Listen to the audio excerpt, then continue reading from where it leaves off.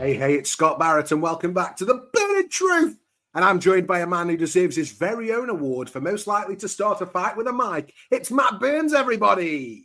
Thanks, Scott. Tonight's not just any episode, it's the biggest event of podcasting year, especially for 2024. It is none other than The Burning Truth 2024 Podcast Awards, also known as TBT Awards.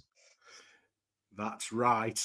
We're handing out awards for the most shocking moments, jaw-dropping matches, and unforgettable stars of 2024. But don't expect us to give away the winners just yet. You'll have to stick around to find out who takes home the gold.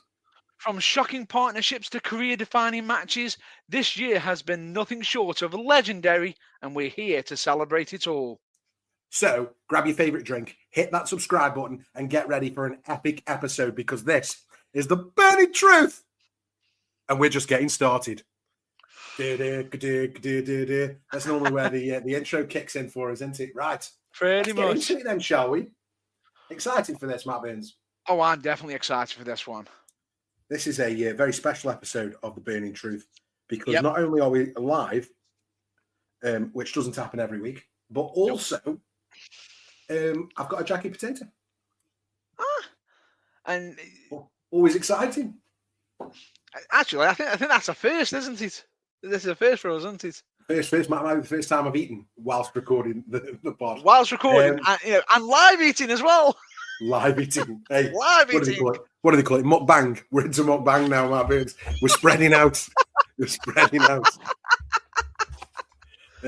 Right.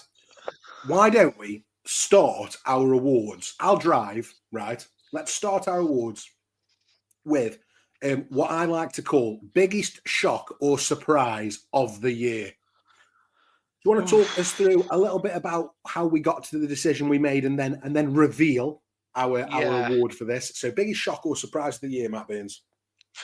It was one that we had to sit there and think.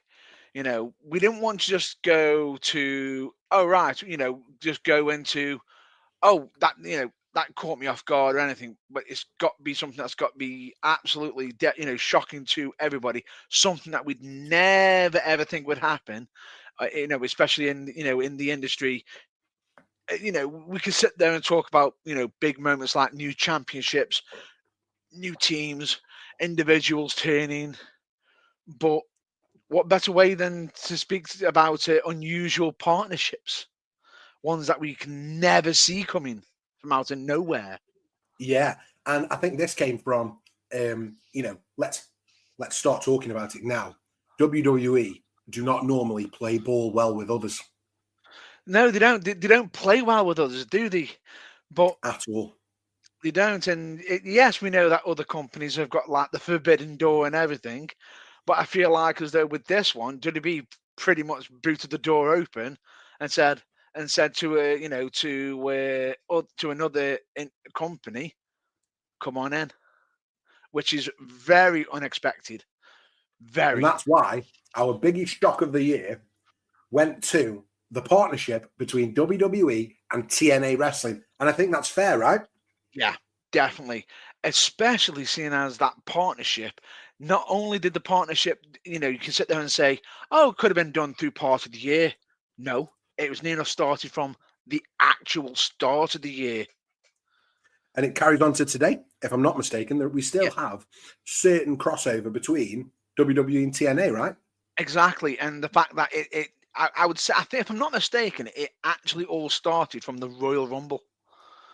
2024 Royal Rumble, where we had NXT wrestlers coming in. And TNA wrestlers. Oh, and TNA, my apologies, slipping up there. TNA wrestlers coming in, and you're sitting there thinking to yourself, and in what better way to actually start it off with none other than the juggernaut, Jordan Grace, who at the time was TNA's Knockouts champion.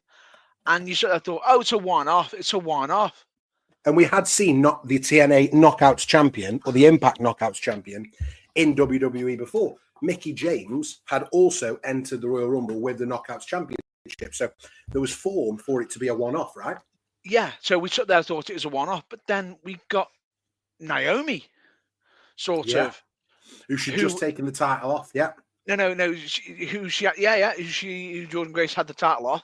But at the same time, what was so shocking is at the time Naomi wasn't signed to WWE. No, she was still a TNA wrestler at the time. She was still a TNA wrestler, so that's more than one TNA wrestler in the Royal Rumble. What's going on? And then it spiraled from there. And we got some amazing moments this year, right? We got Joe Hendry. Say his name. Yeah, Joe Hendry, which was an amazing, few months in WWE. And we're still all fingers crossed at TBT for a Royal Rumble entry for this year. But we didn't just got that. We got quality storytelling across both brands. The only thing that lets this down, and it was a point of discussion between us, wasn't it? It was the one place where the TNA and WWE partnership missed, was not getting AJ Styles back over to TNA. Oh. It was a missed opportunity, that was. It might have just been either missed time, it might have been unfortunate things that might not have been able to make it work. But yeah, I'd definitely say it was a step that could have been that if they were able to hit it and they didn't, then that's a massive misstep. But if they couldn't do it for a certain reason, that's understandable. Who knows? Yeah. That could still be a future step.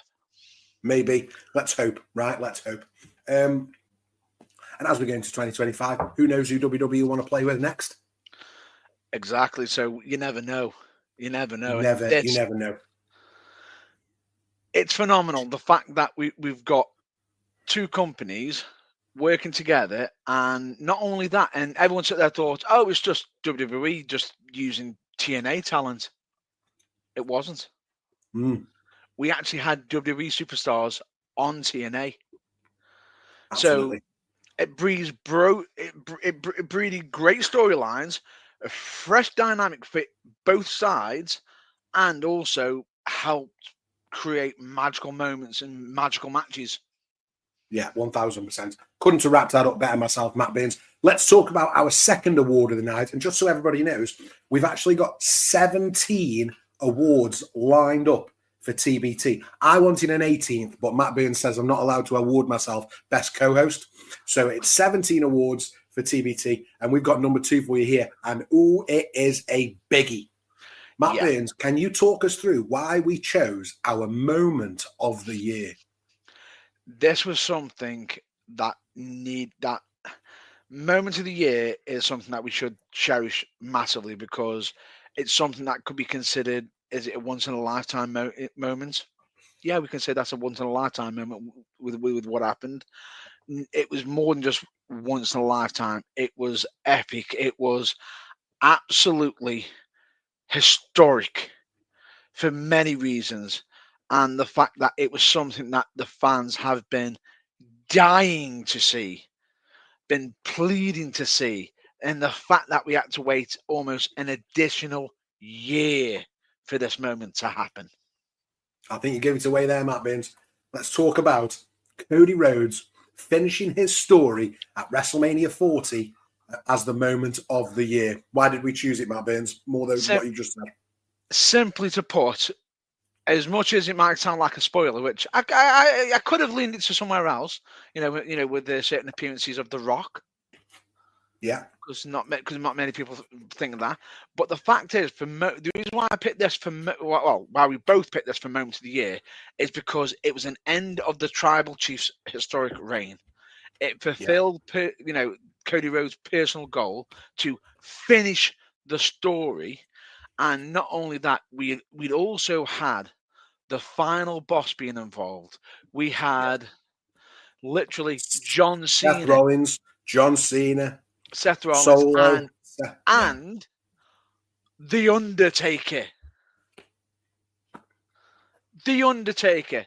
Now, I'll be honest with you. I actually had Stone Cold down for possibly returning here. Yeah, potentially. Not The Undertaker.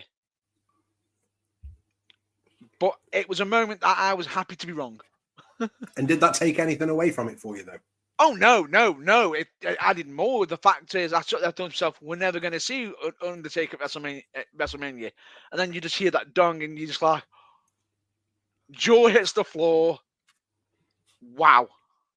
Yeah, and we got The Undertaker back. we've got the Undertaker there, literally handing a choke slam to the Rock. Do you want me to tell you why I thought this moment was so good? Go on. So we had that entire year where Cody debuted back at WrestleMania. Yeah. He went on and he fought against Seth Rollins and had that amazing trio of matches. Ended in that Hell in a Cell match with the awful calf injury. Yeah. Pec injury. Yeah. Was that Hell in a Cell? I believe that was Hell in a Cell. It was at Hell in a Cell where it was revealed. Yeah. And what it was is we got to WrestleMania and Cody returned and he won the Royal Rumble and he went on to face Roman Reigns. And we all believed, like we had previously, fair play, we all believed that Cody was going to finish his story at WrestleMania 39. Just like we believed that Drew McIntyre was going to win at Clash at the Castle. Yeah. Just like we believed that Seth Rollins was going to win at the Royal Rumble. Yep. Just like we believed that Edge was going to win at WrestleMania. We did. And none of these things happened. But when we got to Cody at WrestleMania 39, we believed again. Yeah. And when it didn't happen, I thought that was it. And they were right to give Cody another year. Now, whether they were going to follow through with that at first or not is something else. But the fact that we did follow through, we got to WrestleMania. Don't laugh when I say follow through. We got to WrestleMania. And then Cody finished the story and won the championship. It was a moment for all ages. And the post-match where everybody was in the ring, we even got Bruce out and Triple H and his family and a couple of the baby faces. That doesn't happen, Matt Burns. That doesn't happen when a wrestler wins a title at WrestleMania. That was special as well. The whole moment was just something very, very special. And Cody Rhodes is a very special man. And that's why it meant so much to everybody. Yeah. And the fact that it wasn't just about Cody himself. It was literally him telling the story of, his family history, his father, and everything. And it just culminated in such a beautiful moment. But not just that, there was also another thing to add on that I didn't mention, that we haven't mentioned yet, which is none other than when Seth got involved. Yeah. The fact that he actually wore his old Shield gear to sort of remind, Roman Reigns of what Seth did to him. To get him angry enough to focus on Seth and not Cody for a moment, and that's all he needed. Which absolutely all it needed. It makes an entire story come full circle. Yeah, and what a phenomenal story! I think the fact that we got Cody Rhodes finishing his story at WrestleMania 40, the reason it won Moment of the Year is because when I think back about 2024 and I think about wrestling, that is always the first thing I'll think about. Oh, no doubt. No doubt. Shall we move on? It's generational, the moment is. Yeah, it's absolutely generational. Yeah. So we talked about Moment of the Year. Now let's talk about Breakout Star of the Year, Matt Burns. Breakout Star. This is... There was a debate on this, wasn't there? Oh, yeah, there was. It was tough. We were going back and forth. We were literally, because there can be many breakout stars. Mm-hmm. Because there were many breakout stars. Some that shined either in villainous ways, some that shined in positive ways.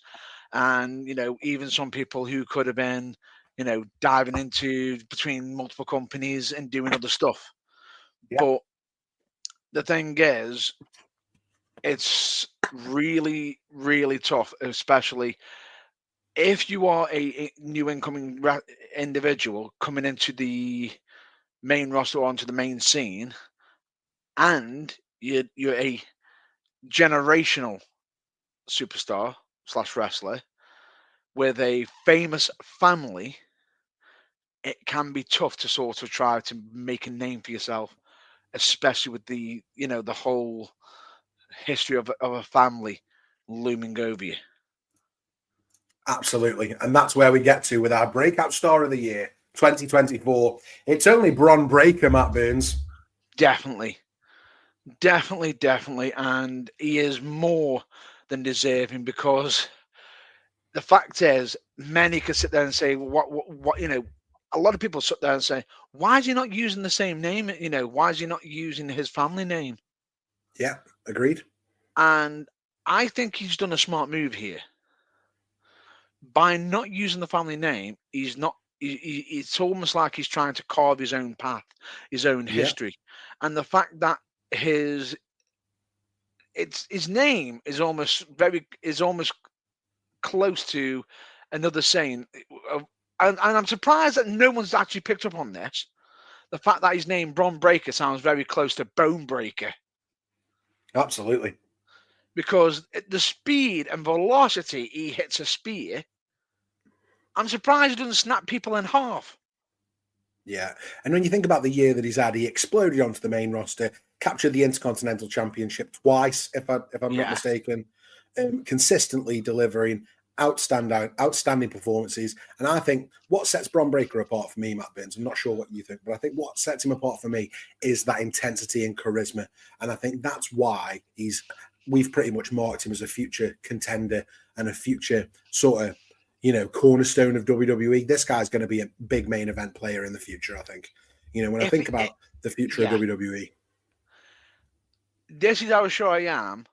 I know I could bank on him being a potential future main eventer, and I know my money's safe.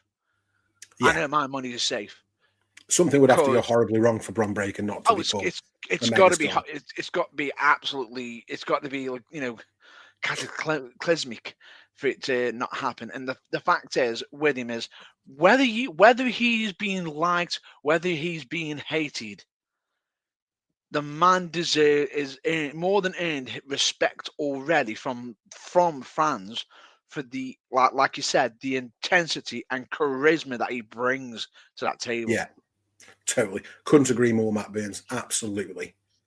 Shall we move on? Yep.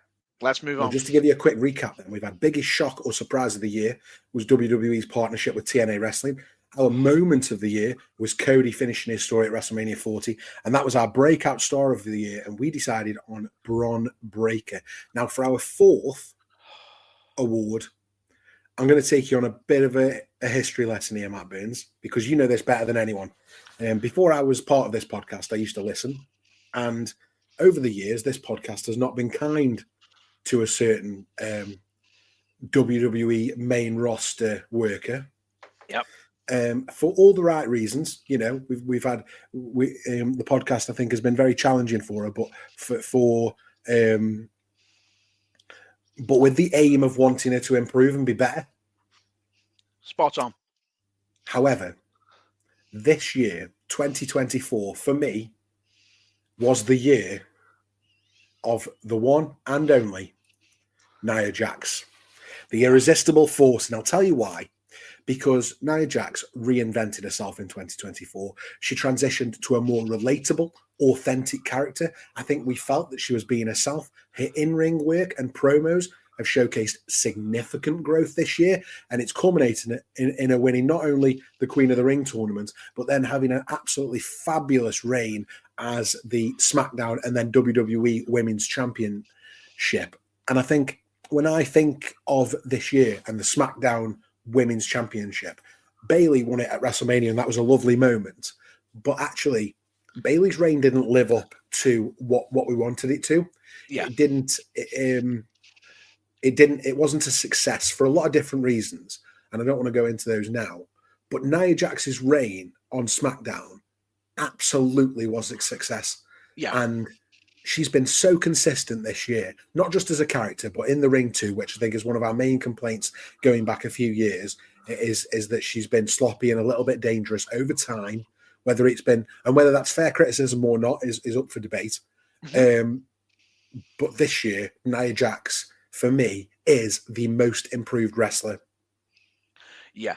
And the thing about it is, I feel as though when she sort of got released for quite a bit, and Yeah. then it's almost like she's gone away and sat down and gone, well, why have I been released? What's going on here? And she hasn't just asked the right questions; she's dealt with the questions and brought answers, which Yeah. is she has vastly improved herself.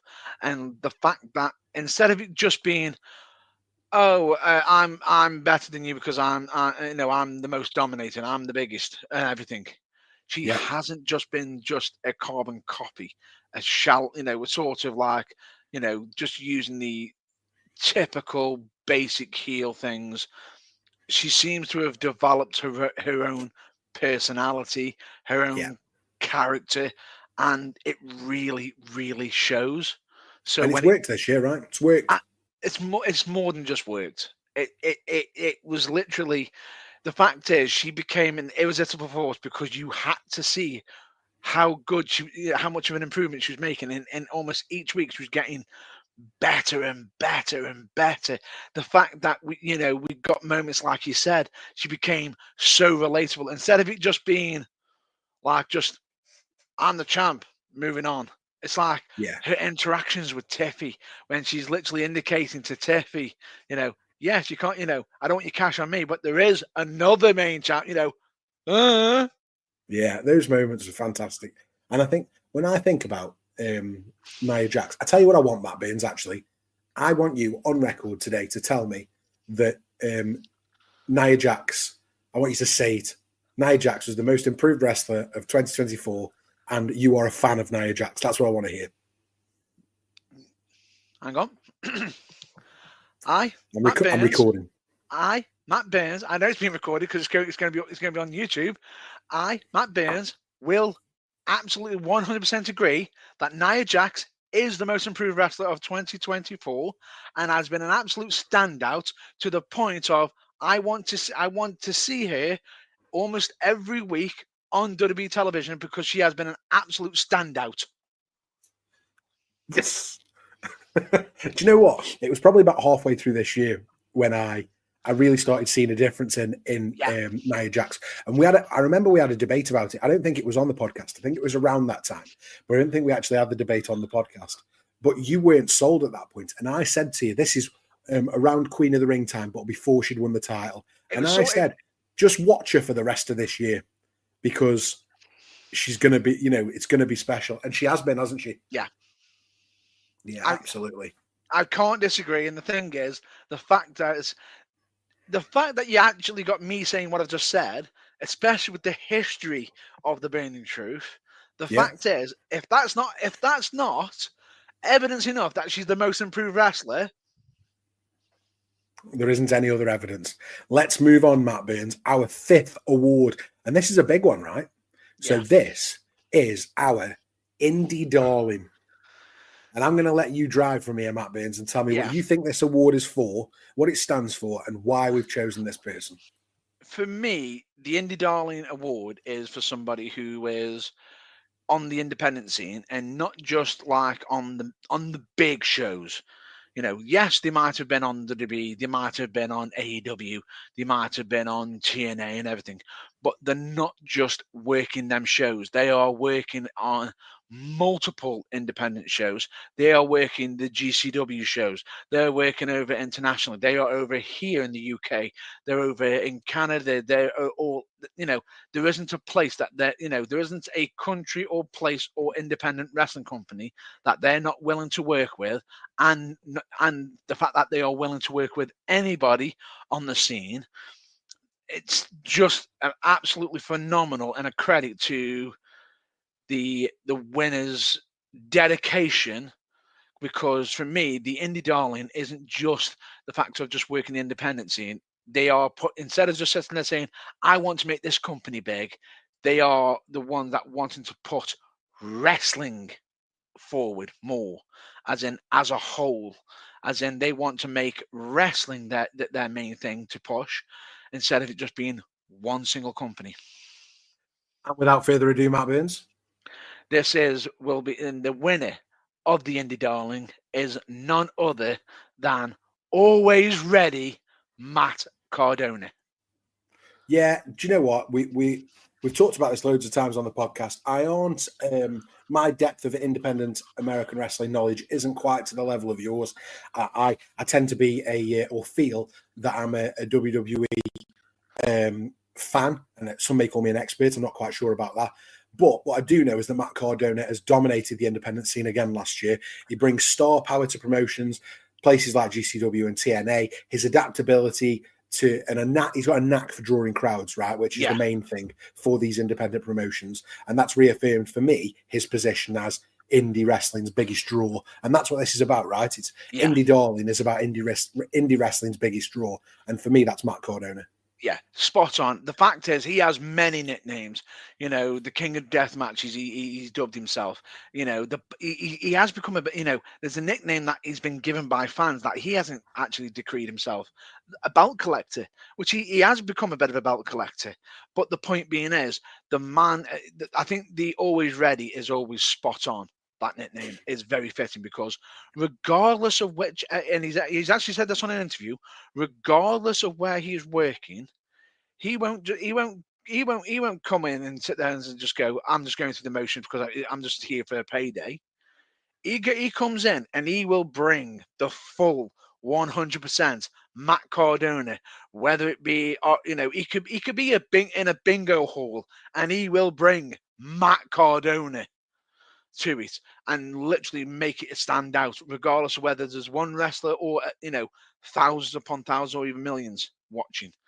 He is a genuine indie darling who will go above and beyond for anyone who's willing to book him, for any promotion that does have him on, and to literally put on the best quality show for anyone who's paid a ticket for any show that he's on.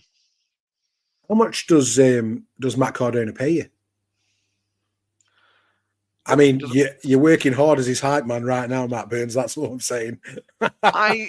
As much as you're passionate about it, though, right?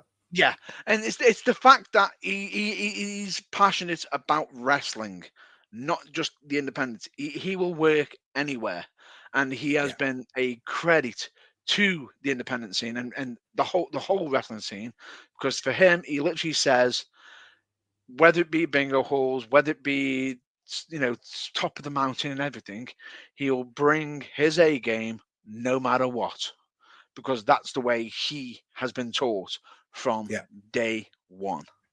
Yeah, cool.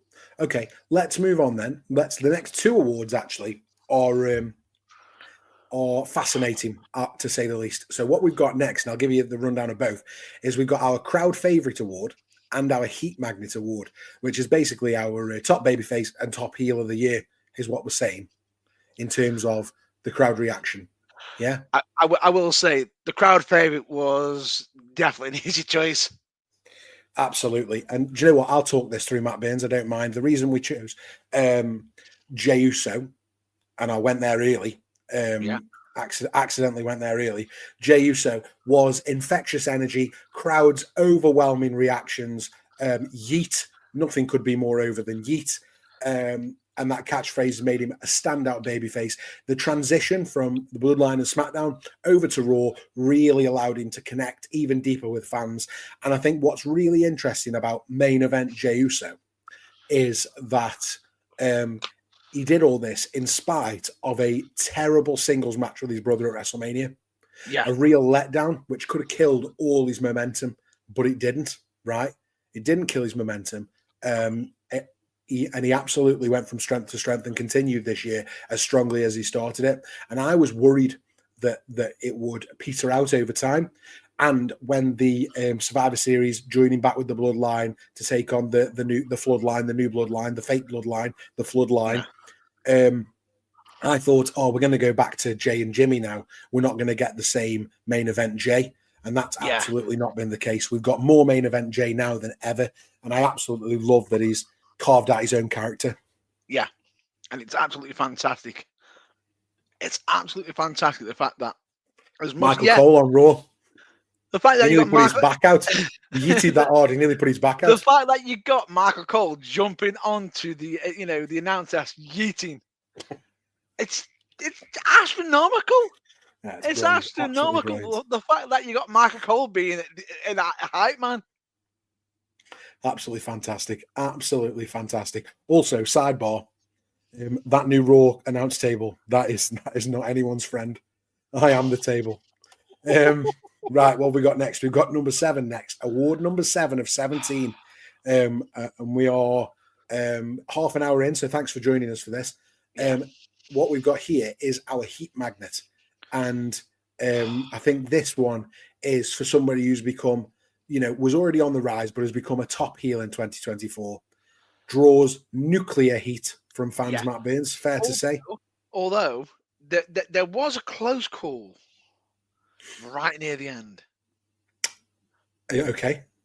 There was a close call right near the end, but the fact is, it only happened at the end of the year, where the winner of this has been consistently pure heat magnet throughout the year. Matt Burns. And the winner of the Heat Magnet Award goes to none other than Dirty Dominic Mysterio. Yeah. Oh, wait, sorry. Boo. Yeah, for all the reasons that I just talked about, nuclear heat, the betrayal of Rhea Ripley, the cocky persona, he is a despised character in wrestling. The partnership with Liv Morgan's been fantastic. The Judgment Day, fantastic. The perfect place for him. He looks smarmy currently with the tash and the mullet and the cow vest. And I don't know what you think, Matt Burns, but I think the best heel in wrestling right now for me. Yep. No, I couldn't agree more. And the fact is, I think you pointed something out during one episode of SmackDown involving Tiffy. Facial expressions. Yeah, 100%. Facial expressions. It's just absolutely phenomenal. And the fact is, what's so interesting with the fact is, there was a time where we were sitting there thinking, because Rhea, it looked like she was turning more face, especially with Liv Morgan. I sort of thought to myself, oh, Dom's going to turn with her and everything. But, there was a turn, but the difference was it went from heel to super heel. Yeah, absolutely. And I sort of thought to myself, moment. How did Dom pull off a heel, a sort of heel turn, a bigger heel turn, while still heel, and getting. I think it's fair to say that was on the short list for moments of the year this year, was the heat magnet Dominic Mysterio. Yeah. The turn from heel to super heel, but didn't quite beat Cody finishing the story. No. Dom was shortlisted for a few awards on this list tonight. Oh, yeah. This is the one he ended up winning, heat magnet, and absolutely a deserving winner. Shall we move on to our next award, Matt Burns? Before you do, in case you want to know what the honourable heat magnets for the end of the year. Oh, yeah. New Day. Honourable mention. They're going to have a strong 2025, I think. Oh yeah, definitely. The fact that they are getting as we and this is how much of a heat magnet Dominic Mysterio is. The fact that when you're getting pure, absolute, unadulterated heat, we don't just call it heat; we call it Dom heat. Dom heat, yeah, absolutely. Dom heat. Okay, let's talk about show stealer for this year, Matt Burns. I'll let you talk to us a little bit about this. This is a show stealer. Is someone who's literally going to showcase and bring literally every. It can be putting a lot of butts in seats, and this is one where an individual is that charismatic and that epic that people want to see what is next, what they're doing, be it either because they've got a flashy style or they are telling an absolute epic story or have got such a charismatic personality that they pull you in. For me, I think the reason this person's won this award this year, Matt Burns, is because not only has he been consistent, and that's what we're talking about here, consistently phenomenal in terms of match quality and promos, but also the biggest feud of the year, he pretty much held on his own this year. For big lengths of time, he was the only person on TV. And I think that's really important. Consistently delivering show-stealing performances. Every time he's been on Raw or SmackDown, the shows have been far better for him being on there. His matches, I can't name a match this year that he's had that wasn't spectacular. Yeah. And like I say, the promo work for the feud that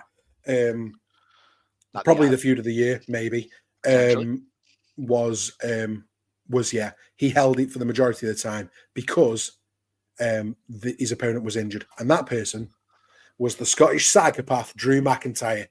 I mean, doesn't get any better than that, Matt Burns. No, it doesn't. And the fact is, not only that, the fact is he is somebody. Bear in mind that a few years ago was in 3MB. And then He was in released. and released, and then he's reinvented himself, come back, but then he sort of he came back after reinventing himself, he sort of thought, oh, that's it. He's hit his ceiling. It's like, but then most people, when they drop the WWE Championship, you start thinking, oh, that's it. He's just hit the ceiling now. He's going to go back down and not. He won't top that. Yet he has, even without a belt. Drew has leveled up in 2024. Yeah. And I didn't know that was possible. And I think that's what you're saying here as well. We didn't know it was possible, and he's leveled up again. And I think, well done to Drew McIntyre, because he's one of the best things on WWE TV right now. And in a world where we've got Cody and the Bloodline and Chelsea Green, that is hard. That is hard and that's all in the same company. Bear in mind that he's also got other potential show stealers, like in AEW, like you've got like Will Ospreay with his style and everything, and the fact that he puts on a clanking performance. But for me, we have reasons why we didn't go with Will Ospreay and others and everything. But no hate here. This is awards. This is a celebration. Drew McIntyre has been an absolute standout, and I feel as though that there's going to be a bit more of an explanation towards the show stealer, possibly a little bit later. Definitely. But for now, let's move on to our next award, which is Promo of the Year, Matt Burns. What do we feel about Promo of the Year? Oh, this is where you've got it could be either a single individual or it could be individuals. Now, a promo it can be something that can make you feel a story, feel a moment, and this, I will say, is when I was watching it, it was a good promo. The fact that as you're watching it, you can't take your eyes away even for a second. The fact that you've got the hair, the hairs on your arms, the hairs on the back of your neck standing up on end because you are that focused on watching what's going to be said next. This one was so good because at the time it felt so different. And now we've seen a couple of these since, right? Maybe 2, 3. But this felt different and it felt important. It felt big. And that's why for me it's Promo of the Year. And it is, drum roll, it is Cody and Roman Reigns at Georgia Tech Stadium. Yeah.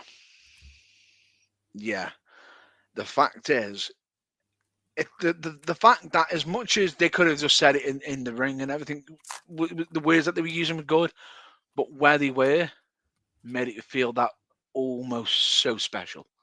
Yeah, because it was so special. History for both of them. There's history. And, Georgia Tech, where Roman Reigns played football. Yeah. Yep. Georgia, obviously Cody grew up in Georgia, Atlanta. And WCW, his dad. His dad winning championships as well.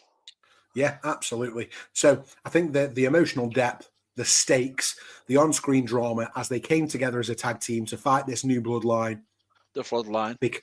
Floodline, fake bloodline, the faux bloodline. Absolutely epic. Promo of the Year for me, hands down. It wasn't even close, was it, Matt Burns? Oh, no. Nah. It was literally, it was like, good promo. It was like, good promo. And then, this one. Yeah, so high up. What was I going to say? Not catastrophic. It was stratospheric. Yeah, it was literally glass ceiling breaking. Yeah, and that was Promo of the Year, Cody Rhodes and Roman Reigns at Georgia Tech Stadium. Next, Matt Burns, I want you to talk to us a little bit, if possible, about Feud of the Year. Now, Feud of the Year. This, to me, I feel as though this is where you've got not just one match. you've got multiple. And you've got to have it where you are consistently having people dying to see what's next in the feud, dying to see what is next, what is going to be the next drum beat for the next part of the story. And feud of the year for me is it's not. I wouldn't just call it just feud of the year personally. This is storytelling at its finest. And the winner of this one didn't just make you believe that they hated each other. It was that much of a phenomenal storyline. What I find even more epic about it is there wasn't even a championship on the line. Yeah, I agree totally. It didn't just make you think it was important, it made you feel it was important. And this, Matt Burns, as we said before, was the feud over the bracelet. Yeah. Drew McIntyre versus CM Punk. Why was it so good? The fact that you cared more about a charm bracelet than any championship that was on WWE or on TV that you were watching. It made it feel so personal. And the weird thing about it is the fact that earlier with the show stealer of the year, Drew McIntyre, was able to keep this feud massively beating its drum while CM Punk was injured. Yeah. And do you know what the moment of the feud was for me, Matt Burns? And people will point to the Hell in a Cell match. Are you about to say Clash at the Castle? I am. And people will talk about the Hell in a Cell match. And it was phenomenal. Probably the greatest Hell in a Cell match. Certainly of the last 20 years. Definitely in the top 3. But that moment at Clash at the Castle, where the referee runs in to count the 3, it's Drew McIntyre versus Damian Priest at the time. Yeah. And the ref counts 1, 2, and then the camera pans, and it's CM Punk not counting the 3 for Drew McIntyre. Oh. I mean, come on, man. That was electric. It was not just electric. At the same time, some people could sit there saying, Drew's been hard done by. And I feel as though what made this even more epic to a degree is, as much as everyone can sit there saying, oh, CM Punk's in the right, CM Punk's in the right. But at the same time, with this feud, they weren't exactly saying that Drew was wrong. He was technically, almost in a way, he's a relatable villain in the fact that he wasn't exactly wrong, was he? The best villains are right in their own mind and right in their own point of view. And you can definitely see things from Drew McIntyre's point of view, and he's definitely right from his point of view. So, and that makes these characters really interesting. And that's why, again, along with, this feud was definitely helped by that phenomenal Hell in a Cell match that ended the feud. That was simply fantastic. I don't think it's just that match. The fact that you had that match at the end of this great story. Yeah, that's what it was, Matt Burns. Exactly. It was. Yeah. The fact is, you got not just that, you got the attacks, you got the strap match, you got, costing championship matches. Feeding him the bracelet. Yeah, feeding him the bracelet. Cost him the title at Clash at the Castle. Cost him the title at WrestleMania. All these things. Injured him at the Royal Rumble. All these things that layered in to such a phenomenal story. And yeah, I'm glad that we picked that as feud of the year, Matt Burns, because it wasn't even close. It wasn't even close. And the fact that Drew even had his own custom-made T-shirts, if I'm not mistaken, with a grave saying CM Punk at WrestleMania, and he's there standing there like, it's like, and the fact is, Drew also reinvented how to do social media, especially some of his TikTok stuff. He was literally, he was using social media at its finest and pulling everybody in. Let's change lanes a little bit now. I think feud of the year, Drew and CM Punk, we could talk about it to death. And we'll probably do a deeper dive on this at some point in why we think it was. We'll break down beat by beat and explain why we think it's one of the best stories in wrestling. But I want to talk about in a year where we didn't have a lot of great tag teams consistently throughout the year showing us how good they were, we're going to take a slightly different stance on Tag Team of the Year, aren't we, Matt Burns? That we are, because for this, as much as everyone said, they're saying, well, hang on, they didn't exactly have many tag matches together. And to a degree, yes, you will be right. But they are still a team in the fact that they helped each other in such unique ways, and the fact that they were able to do things that they weren't able to do prior when they were working by themselves. And this might seem like a bit of a knock on the tag teams in WWE, but actually we've had a lot of tag teams injured throughout the year. We've had a lot of tag teams struggle and flounder across both sides of the brand split in WWE. AEW hasn't exactly set the world on fire in terms of tag team wrestling this year either, consistently throughout the year. And this surprising partnership between Liv Morgan and Dominic Mysterio delivered not only these intriguing storylines that we've talked about, and not only the solid performances that we've had from Dominic Mysterio, but also Liv Morgan. Yep. They've blended romance, rivalry into an unforgettable, team dynamic that has been one of the better parts of WWE this year for me. It's certainly been maybe one of the most exciting parts of Monday Night Raw. Definitely. And the fact that with them both being together, I feel as though with them coming together, Dominic ended up getting his Heat Magnet Award because of it. Oh, yeah, totally. If Dominic and Liv never get together, Dom peters off probably the end of this year as Rhea Ripley turns babyface. Mm-hmm. Yeah, agreed totally. And who knows? There could even be more awards being collected due to this partnership, this tag team. Yeah, absolutely. Phenomenal casting, really good partnership. You got to remember that Liv Morgan has had a hell of a year. Could have quite easily won Most Improved Wrestler this year. Not only has she had a quality run as the women's champion, which compared to her last women's title reign has been, chalk and cheese. It's been much, much stronger. We've seen her win the Crown Jewel Championship, which was a huge deal at the time. And yeah, she has now lost the title in 2025 to Rhea Ripley, but she ended 2024 as the women's champion, the world women's champion, women's world champion. And with Dom on her arm and Raquel Rodriguez and the Judgment Day has been one of the most, like I say, exciting parts of Monday Night Raw. So for me, this totally makes sense. And this might be dubious, and you might get some comments in that disagree with this. But for me, Tag Team of the Year, Liv and Dom, absolutely. You can't tell me the War Raiders, who've been injured for most of the year, have had a better year, because you can't.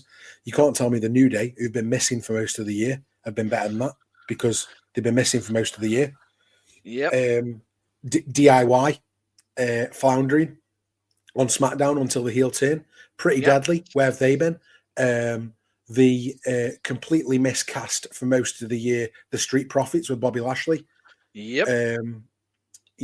Pretty deadly. Where have they been? A-Town Down Under. Who cares? So you see where I'm going with this. No, you just hit the nail on the head straight away. Young Bucks, a terrible storyline and then disappeared. Yep. A terrible turn, actually, once it and then disappeared. FTR, where have they been? Injured? No? They've sort of been on and off and floundering with the Outrunners. Yeah, there you go. See, so for me, this was it was the only choice when tag team wrestling suffered this year. And us on the Burning Truth, we absolutely love tag team wrestling. We love our tag team wrestling. That's why we're hoping for a much stronger year next year. If we can get some quality tag teams together for this year, I would hope that Tag Team of the Year becomes our main award. But you never know. There could be a chance. There could be a chance. We've had tag team main events for WrestleMania before now. When it's the right thing to do, it's the right thing to do. Yeah. Let's move on, Matt Burns. This is my favorite award. I'm so glad we're doing this one. Oh, no, you're not. Yeah, same here. And what we want to talk about is Finisher of the Year. So talk us through Finisher of the Year, Matt Burns. Finisher of the Year is basically the second you see this finisher, it is, it is done. It is over. It is, there's definitely a 3 count. There could be a 3 count. There could be a 4 count. There could be a 5 count.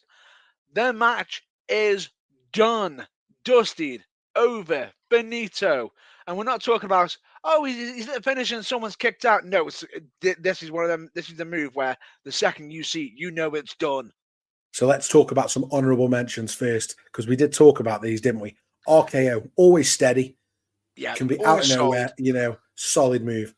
The Annihilator, Nia Jax. Yeah. Another one. Yeah, definitely. That's a good one. The old-fashioned DDT, implant DDT is Riptide. We talked about as well, didn't we? The Riptide, the spear from Bron Breakker. Oh, the super spear, he calls it now, doesn't he? Yep, the super spear. All those things. But although, is it more super? Actually, Matt Burns, I'll ask you this: when Bron Breakker does the super spear, that's more super than a normal spear, right? Yeah. When Roman Reigns does a spear, when he goes ooh ah, does that double the power of his spear?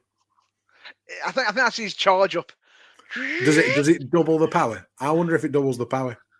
It's wrestling. Anything can work. Anything's possible. Anything's possible. But then again, bear in mind that Bron doesn't just go ooh ah. He literally bounces off the ropes. The fact that the speed he hits. I know. Do you know what ruins that for me though? The reason it isn't finished of the year. Do you know what it is? It's that if at any point the person he's wrestling while he's hitting the ropes 2-3 times, if they just went like that with their elbow, yeah, it's finished. Exactly. Or if they just sidestepped. Yeah, right. Matt Burns, talk to us about finish of the year. But break it down. Are we ready? This for me is finish of the year because the second it is already in participation, as much as someone could saying you can move out the way, but the second you see that happening, it's like you're gonna be like Daffy Duck just looking up going, mother. And that move is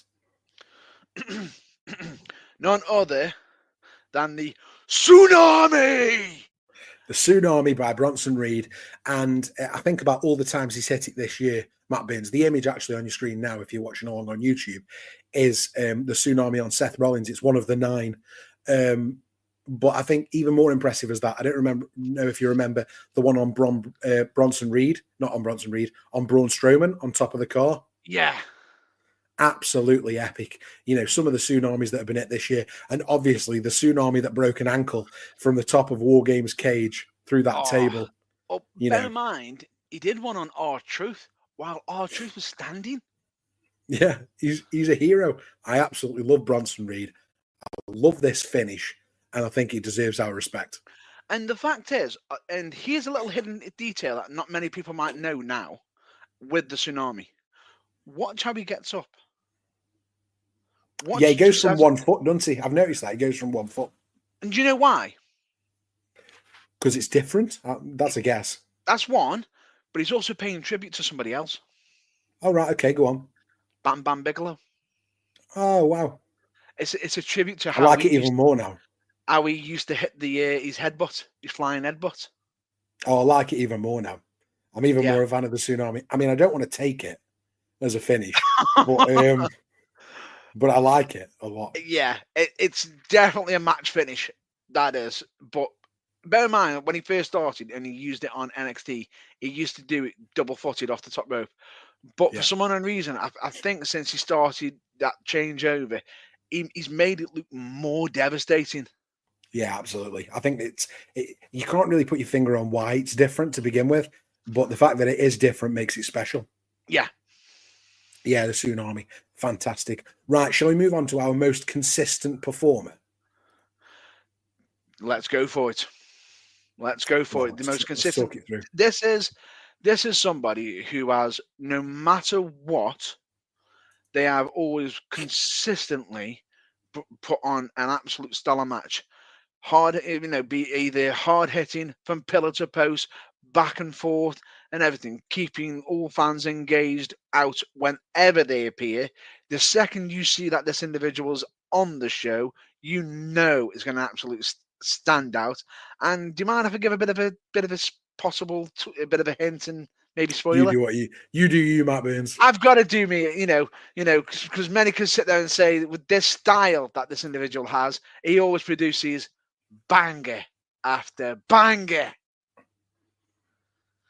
The one and only Celtic Warrior Sheamus. Yeah, our most consistent performer goes to Sheamus. Sheamus proved his consistency with one style match after another this year. Hard-hitting physical style, and it has delivered, as Matt Burns said, banger after banger, keeping, I think, fans engaged all year long. And I think Sheamus, really interesting one because, for me, probably I would put him in a similar boat to Nia Jax. Maybe, obviously, stretch the time out a bit longer.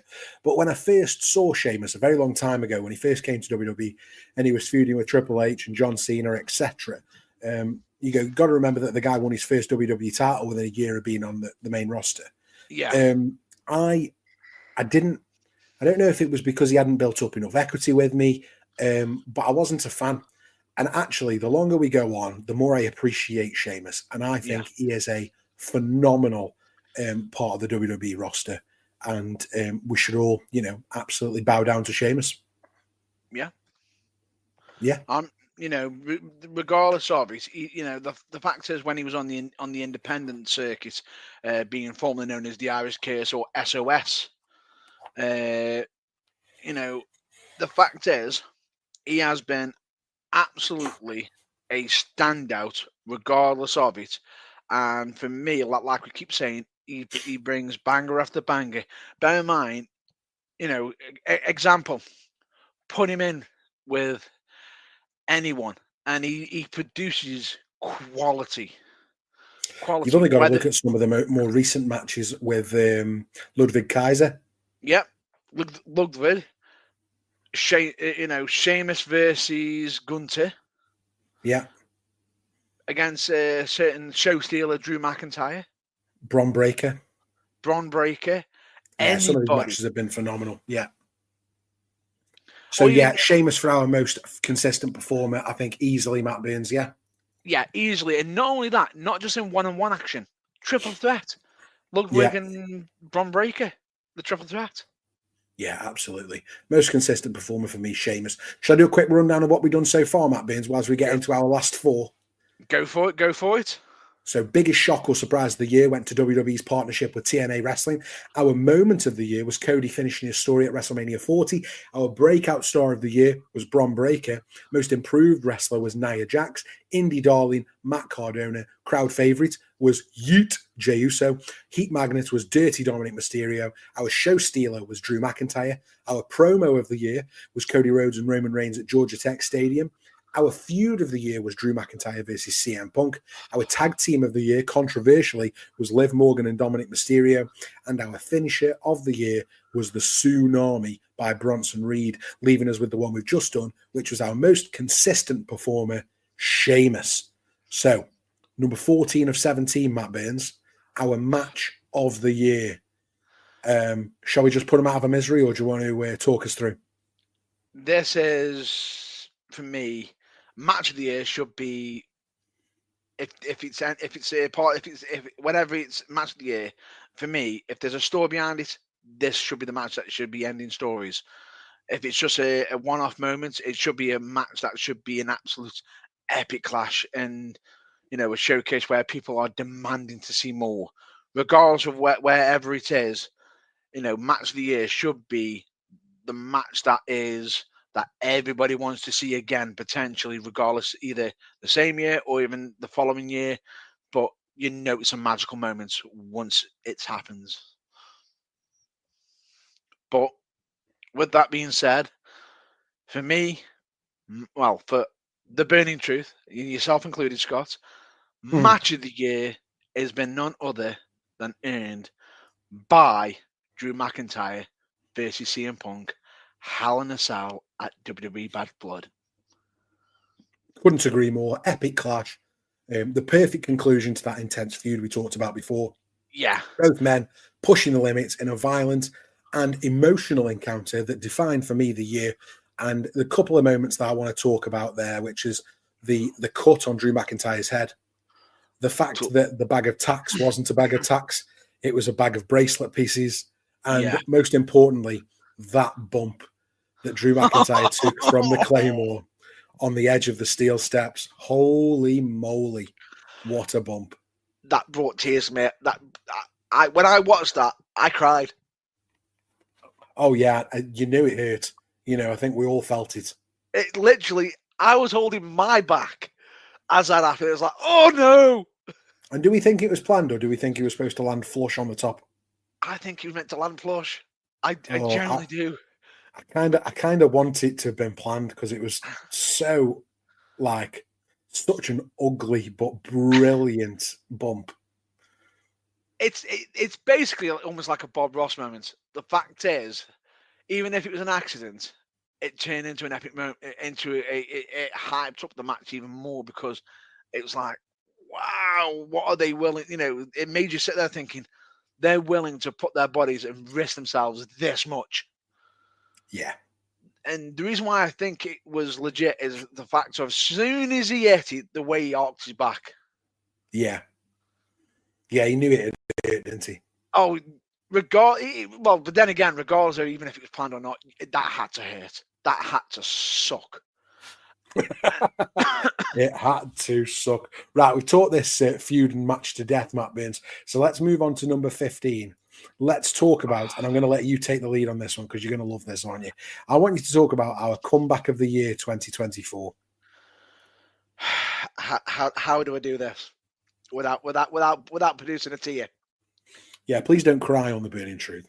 I'm gonna do my best because for me, this was a absolute comeback. Now, there were potential others that could have taken it, but for me, this was for an individual who hadn't been able to wrestle for many years. Yeah. And many thought he could have been better, because of the reasoning behind it. But the fact is, this individual is an absolute standout. He is somebody who many have imitated. Many, be it on the US scene, UK scene, many other places. Many individuals have borrowed from this individual. And I am so proud for the fact that he is British born. He was, he did the return at AEW All in London. And this was after a 13-year hiatus. This award of Comeback of the Year belongs to Nigel McGuinness. Yeah, do you know what? How could it not be? I think an amazing moment at All In, and I like Nigel McGuinness. I'm only familiar with his Desmond Wolfe work previously, and then his commentary. But I've since gone back and been through the archive and checked some stuff out. And yeah, Matt Burns, you're absolutely right. This guy's stellar. He's absolutely stellar. He's always put on a clinic. And the fact is, just look back. If you want to get an example of his history, ROH, his legendary rivalry with Bryan Danielson. Enough said. Enough said on that, and the fact that they got to reignite it. Yeah, on in AEW. 2024 on AEW. As soon as I heard the music, I was like, no. Yeah. And then he just walks out. I was like, yes. Fantastic moment, Matt Burns, and I'm glad you enjoyed it. I'm glad it meant a lot to you. And I think, Nigel McGuinness, to your point, 13-year hiatus, reigniting that feud with his legendary rival, Bryan Danielson, and it delivered a really emotional moment for those that were, in the know and were connected to it. So I'm really glad. And that's AEW's audience, right? Yeah. It really made sense for them at the time. And for me, comeback of the year, absolutely. There wasn't anything else close to that for me. Let's move on to our last two awards, Matt Burns, and these are the big ones. These are the big ones. These are I'd say these are our headline. Yeah, there are no bigger awards in pro wrestling than the TBT awards that we're about to do. We're about to do Superstar of the Year female and Superstar of the Year male. Starting off with our Superstar of the Year 2024 female, Matt Burns. This individual has been an absolute dominating machine, holding a championship for a record breaking throughout almost an entire year, working across multiple promotions and making appearances where many wouldn't believe would be happening. And it was almost, basically, it's almost plays back to a certain first award that we actually revealed, if I'm not mistaken. Yeah, it It does. actually was the start of that. Yeah. Which this individual who has earned Superstar of the Year female belongs to an individual who is currently in TNA contract, but it could be coming out of a TNA contract. It is none other than the juggernaut, Jordan Grace. Yeah, I mean, how could it not be? She dominated 2024, Knockouts world champion for the majority of the year, made history across multiple promotions, including a Royal Rumble appearance. She was also in that epic 5-on-5 women's tag match in NXT a couple of months ago. An absolute superstar for me. I think Jordan Grace is on the ups, and we're going to see her quite soon in WWE again, hopefully, as part of the main roster. I think we saw in the Rumble last year that she put some of our main roster talents to shame. And I think I want to live in a world where Jordan Grace versus Rhea Ripley can happen. Take my money. Isn't it? Just take my money. Just take me bank card. Done. Done. Honestly, absolute standout. And the fact is, she was literally breaking doors, breaking barriers, knocking through forbidden doors, and everything. The fact that she was even defending the Knockouts Championship on NXT, and also having NXT superstars coming over to TNA to take her on for her championship as well. Honestly, no matter where she goes, she is a force to be reckoned with, and the showing that she had in the Royal Rumble is a credit to her work. Good stuff. Then Matt Burns, it's time for the main event. Award 17, as we say. Do you want to? Go on. I'll let you take the honors of this one. Which is our Superstar of the Year male. And this one really took some debate because there was a lot of wrestlers that could have topped this list this year. There has been a lot of quality talent in the world of professional wrestling, especially in WWE, it's fair to say. There has been some, when we look at the top of the pile in terms of professional wrestling, when we look at the likes of Roman Reigns, we look at the year LA Knights had, we look at, Cody Rhodes, The Rock, Drew McIntyre that we talked about, CM Punk, all these huge names. And not, I don't know, Matt Burns, you want to talk through some AEW counterparts that also have had amazing years, like Jon Moxley, Claudia Castagnoli, be it, if not that, Bryan Danielson, Konosuke Takeshita. You've also got the Rainmaker. You've got Will Ospreay. We've got from pillar to post. We've got not forgetting the year. Not forgetting the years Adam Copeland, Christian Cage, Bryan Danielson. Hook, all these wrestlers have had incredible years. Darby Allin. We've also got people in TNA as well. Yeah, you can't forget about the year Nick Nemeth had. You can't look past the year Ethan Page has had down in NXT. Trick Williams, Obafemi, longest reigning NXT North American champion in history. So many wrestlers that could have picked this up this time. I'm glad you mentioned Ethan Page. his former tag team partner is also another good shout out. Yeah, Josh Alexander, absolutely. Definitely. But for me, and for us at the Burning Truth, our Superstar of the Year male had to be the American Nightmare, Cody Rhodes. An incredible 2024 that saw him win back-to-back Royal Rumbles, capture the undisputed WWE Universal Championship at WrestleMania 40, and successfully defended against all sorts of WWE's top stars, you know, the likes of AJ Styles, Kevin Owens. He won the Crown Jewel Championship over Gunter this year too. People forget about that. Obviously, beat CM Punk at the end of the Royal Rumble. You know, just absolute banger after banger from Cody Rhodes.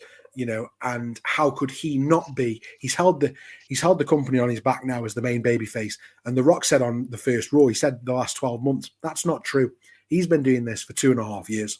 Yeah, and not only that, he also assisted, you know, Roman Reigns against the Floodline. Yeah, that tag team match was absolutely epic. I can't remember the PLE name, but it was Survivor Series? No, it wasn't Survivor Series. That was the War Games. Uh, Was it Crown Jewel? No, not Crown Jewel. Was it Bad Blood? No, With the Hell in a Cell? Oh no, Bad Blood. Yeah, it was. That was the tag match. You know, so Cody Rhodes, an amazing year last year, and I think fully deserving of that TBT award. So let me, Matt Burns, just run us through our awards just to give an overall end of show update on what we did. We had the biggest shock of the year, WWE partnering with TNA Wrestling. We had our moment of the year, Cody Rhodes finishing his story at WrestleMania 40. We had our breakout star of the year, Bron Breakker. Breakout star, Bron Breakker. See what we did there? We had our most improved wrestler of the year, the irresistible force, Nia Jax. And I officially got Matt Burns to say he looks forward to seeing Nia Jax on TV. We had the indie darling of the year, as always ready, Matt Cardona. We awarded our crowd favorite of the year to main event Jey Uso. Yeet. Our heat magnet of the year was Dirty Dominic Mysterio. Show stealer. I was about to say, go back. I was about to say, boo! Our show stealer of the year, the Scottish psychopath Drew McIntyre. Our promo of the year, Cody Rhodes and Roman Reigns at Georgia Tech Stadium.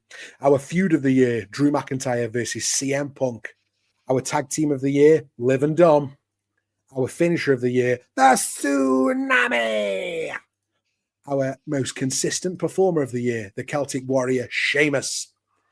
The match of the year, Drew McIntyre versus CM Punk, Hell in a Cell at WWE Bad Blood.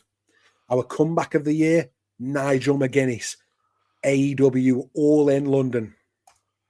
Our superstar of the year, female, the Juggernaut Jordan Grace. And our superstar of the year, male, the American Nightmare, Cody Rhodes. Honestly, I could not be more. Them awards that we've handed out could not be more deserving. I agree. Could not be more deserving. Now, a lot of you might be sitting there thinking, hang on, but one of you is like the WWE guy, and the other one's like the independence AEW, TNA guy and everything. But listen, the awards that have been given out haven't been there. We haven't just gone, oh, we'll just give them because it's going to the top company and everything. That's not the case. They have been more than deserving of earning them awards. And I think that shows Jordan Grace winning Superstar of the Year female. You know, in a different universe where Sasha Banks didn't have an absolutely terrible 2024, she's the Superstar of the Year female. But we don't live in that world. We don't live in a world where AEW has done a lot with Sasha Banks and Sasha Banks has done a lot for AEW. We live in a world where Jordan Grace has been the Superstar of the Year for the women. And the fact is, yes, she could, Mercedes Moné could be getting some of her matches slowly better. Slowly. But the fact is, she hasn't been that consistent performer. She hasn't been that superstar like Jordan Grace has. And the fact is, we are not going to give out an award just because, one company is having too many awards. If you've earned it, you've earned it. Simple Absolutely. as. Simple Couldn't as. agree So more.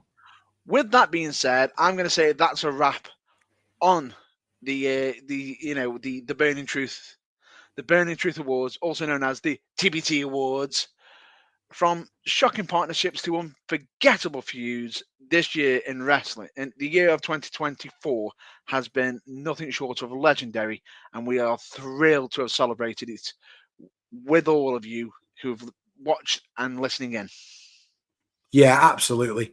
If you want more Burning Truth, keep the conversation going with us on Twitter at TBT Live UK, Instagram at The Burning Truth, Facebook at The Burning Truth, and Blue Sky at TBT Live UK. And don't forget our YouTube channel at The Burning Truth 251 for full episodes, reactions, and exclusive behind the scenes content.